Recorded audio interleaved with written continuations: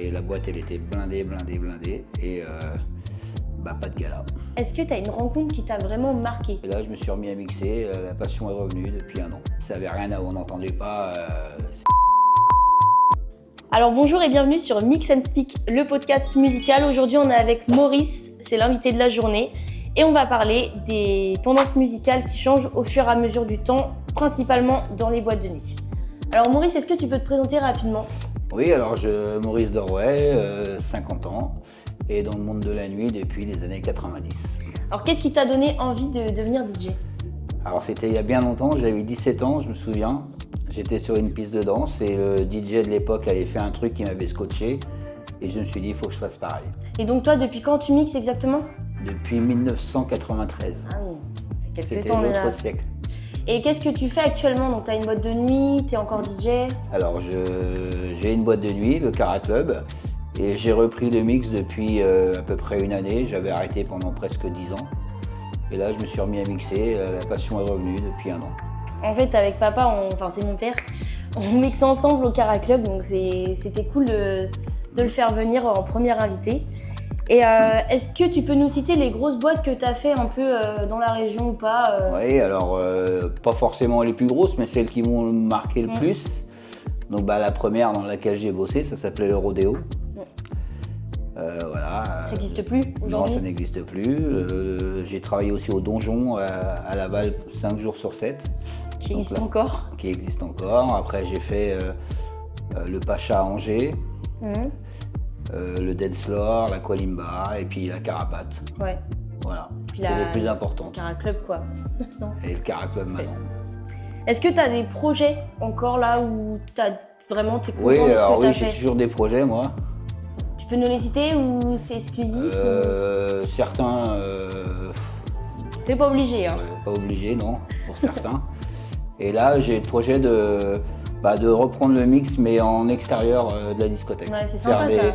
Faire des guests un peu dans les bars, dans les clubs, et puis voire même des mariages ou des belles soirées anniversaires. Ouais, c'est vrai que t'as le bagage, t'as toute la culture musicale et puis c'est vraiment adapté aussi. Enfin, moi, je sais qu'à 20 ans, je pourrais pas faire ça pour l'instant, quoi.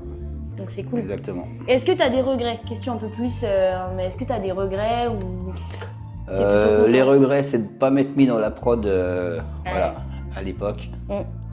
Maintenant, j'essaie de m'y mettre, mais c'est très très compliqué, c'est dur. Ouais. Mais voilà, le seul regret que j'ai dans ma carrière de DJ, c'est de ne pas m'être mis à la production. Ouais, c'est vrai que c'est important. Hein. C'est très important. Donc là, on va vraiment rentrer dans le vif du sujet, donc les tendances musicales qui changent dans les boîtes de nuit. Clairement, aujourd'hui, hein, ce qui domine un peu la tendance musicale, c'est vraiment l'urbain, en fait. Est-ce que toi, qu'est-ce que c'est ton avis par rapport à ça? Alors moi, j'ai toujours été un DJ très électro, donc c'est vrai que aujourd'hui, c'est pas, pour des gens comme moi, c'est pas le kiff. Ouais, bah oui. Ouais. Tout ce qui est urbain, tout ça, c'est pas vraiment, c'est pas ma cam, moi. Donc, alors moi vraiment, c'est vraiment tout ce qui tape un peu plus, quoi. Mais tu t'adaptes quand même. Enfin, si Oui, aujourd'hui tu mixes encore. Aujourd'hui, si tu mets pas d'urbain, malheureusement. Mais dès que j'ai une ouverture pour sortir de ça, je le fais. Ouais, c'est clair. Ça éduque les gens un peu aussi, hein. Bien. Ouais, je sais pas si ça les éduque. Parce non, que, mais ça. contrairement à une époque où on arrivait à éduquer les gens, nous, les DJ, aujourd'hui, c'est plus le cas. Ouais, c'est vrai que DJ, en étant DJ, je suis assez d'accord avec toi. Je pense que je suis vraiment pas née dans la bonne époque. Hein. Ça dépend Mais bon, pourquoi. oui, c'est clair. Mais dans ce qui est vraiment musical, Voilà. c'est Moi, vrai que ce qui domine, c'est à mon époque, c'était nous qui faisions les tendances musicales. pas les clients, quoi. Aujourd'hui, avec les quotas, des radios, tout ça, maintenant, malheureusement, c'est les clients qui imposent leur musique dans les clubs. Et comment c'était avant? Enfin, toi, quand tu as commencé ou quand c'était le pic de l'électro, comment c'était avant? Les gens, comme tu le disais, les gens, c'est toi qui les éduquais, mais comment c'était plus précisément en fait? Eh ben, comment c'était? Alors, nous, les DJ, on avait la chance d'être, alors pour certains, d'être Yacast ou des choses comme ça, donc on recevait toutes les nouveautés avant même que ça passe dans les radios, par les boîtes, les maisons de disques. Et donc vraiment, c'est nous qui on passait notre son, quoi. Et les gens découvraient. Même toi, tu découvrais en fait. Oui, alors oui, part. on découvrait, mais on découvrait, oui, puisque Tu savais pas ce que c'était c'était de sorti de passer. nulle part à chaque fois. Donc, mais voilà, on avait les tendances des maisons de disques qui nous disaient ça va être un tube, ça va, voilà, ça s'est acheté à la poubelle. Et voilà, c'était vraiment les DJ des clubs qui faisaient les tendances musicales. Et ça, on est d'accord que ça n'existe plus aujourd'hui, quoi. Ah, Enfin, peut-être si. dans certains clubs, mais Ouais. le Ouais. fait d'écouter un disque et de le passer comme ça, enfin, ça n'existe plus. Déjà, il n'y a plus les vinyles, Non, il y a mais plus ça les n'existe plus. Après, il y a les avantages du numérique aussi, mais bon, C'était une autre époque. c'est ça. Et pour toi, est-ce que c'est positif ce qui change maintenant? Qu'est-ce que tu préfères? Mais c'est vraiment ton avis à toi. Hein. Ah bah pour moi, clairement non, hein, c'est pas positif. Nous, à notre époque, je trouve que c'est beaucoup plus festif. Ouais. Le son était plus club. Là, aujourd'hui, quand j'entends les paroles Des chansons, morceaux, quand je vois les demoiselles qui chantent ouais, certaines il y a une paroles. meuf, ouais. Non, après, c'est peut-être la génération aussi qui fait ça, mais tous les DJ qui ont commencé il y a 20 ans, aujourd'hui, sont tous malheureux. Et qu'est-ce que tu conseillerais à un client comme ça qui peut nous écouter par exemple pour potentiellement changer son comportement en boîte s'il est dans ce cas-là de vouloir écouter que sa musique et tout? Tu lui conseillerais quoi? Qu'est-ce que tu lui dirais en fait? Bah, de s'ouvrir un peu, mais c'est vrai qu'ils sont tellement endoctrinés au niveau des radios, tout ça, urbain, que c'est vraiment une génération qui est compliquée à manœuvrer musicalement. C'est vrai que le parfait exemple, c'est quand tu passes un son qui leur plaît pas, soit ils vont s'asseoir sur les banquettes, soit ils vont partir dans le fumoir, soit ils vont partir tout court. Soit ils viennent te dire mais ça, change et tout. change, Alors qu'avant, de ce que Avant, on moi avait- j'ai compris, c'était pas du tout le non, cas. c'était Quoi. pas du tout comme ça. Mais bon. Et oui, donc le public dans les boîtes, le comportement, tu peux nous décrire un peu actuellement le comportement des gens Le comportement, il va un peu avec la musique qu'ils écoutent. Ouais. Hein. Quand tu vois les paroles, le morceau numéro 1, c'est charger une arme, charger. Ça a un impact sur les jeunes quand même. Ouais, bah oui, c'est clair. C'est, Ouais, quand tu sais que les tout petits ils connaissent ça par cœur, comme les plus vieux aussi. Hein. Parce que les plus vieux aujourd'hui, moi par exemple, j'étais dans un festival, j'entendais charger toutes les 5 minutes, quoi. Et c'est pas que les jeunes qui chantaient ça, quoi. Non, mais après, tous les autres morceaux, chargé, c'est vraiment un titre à part parce que oui, ça touche toutes les générations. Pourquoi? Parce que je pense que les gens n'écoutent pas non plus forcément les paroles. Un cinquantenaire qui écoute vraiment les paroles, Ils chanteraient pas. il va dire non, c'est pas possible. Mais est-ce que toi, t'as aujourd'hui, je t'ai parlé un peu des regrets que t'avais dans ta carrière DJ. Est-ce que t'as des regrets par rapport aux clients vraiment? Non, parce que quand t'es patron de boîte de nuit, tu t'adaptes c'est ta clientèle, donc tu t'adaptes. Mais c'est bien ça que tu t'adaptes toi, parce qu'il y a beaucoup de gens aujourd'hui, de DJ de ton âge, qui ont Ouais, arrêté. Après, oui, c'est clair que t'es patron, donc forcément t'as un regard différent. Mais il y a pas mal de DJ de ton âge qui ont pu arrêter justement en se disant je vais pas m'adapter, je vais pas passer quelque chose que j'aime pas. Mais du coup, c'est bien aussi de savoir s'adapter, je trouve. Moi, je serais que DJ, j'aurais arrêté. Oui. Là, c'est parce que j'ai mon entreprise, donc par la force des choses, je suis obligé de continuer. Oui. Je vais pas fermer ma boîte de nuit parce que la musique, elle me plaît plus. Mais j'aurais été que DJ, comme pour pas le citer, Siam, qu'on avait comme résident avant. Lui, il a arrêté clairement pour ça, parce que après Covid, en fait, la bascule, elle s'est faite après le Covid. Et d'un coup, Ouais, surtout. avant Covid, nous, on était très house, électro, et après le Covid, c'est devenu tellement urbain que ce résident-là, il a décidé d'arrêter, en fait, parce qu'il s'y retrouvait pas. Et je pense que moi, j'aurais été dans le même cas. Si c'est j'avais honnête, été que DJ, j'aurais été pareil. Je peux comprendre en vrai. Quand t'as vraiment ton style à toi et que t'es forcé de changer pour continuer de mixer tous les week-ends, je pense que c'est pas facile aussi pour vos générations, ou pas que. Parce que moi, aujourd'hui, je m'adapte, ok. Mais c'est vrai que moi, je suis une fan d'house ou d'électro. Donc je me dis qu'il y a aussi des gens de mon âge ou quoi, ça a dû les choquer, quoi. Alors après, on a toujours passé du rap, hein. Ça a toujours Oui, existé. c'était pas le Mais même c'était quota. à 15% de notre soirée. Le reste, c'était vraiment que électro, house, dance music, pour remonter encore un peu plus loin. C'était, voilà. Mais il y a toujours eu du rap, hein. Il y a 20 ans, on jouait du IAM, du NTM. Oui, c'est clair. Voilà, beaucoup de rap US. Oui, parce qu'on parle des paroles, mais ouais. avant aussi, les paroles, c'était quand même... C'était plus soft. Ouais. Ça n'avait rien à voir. Oui, Ouais. ça avait un sens, déjà.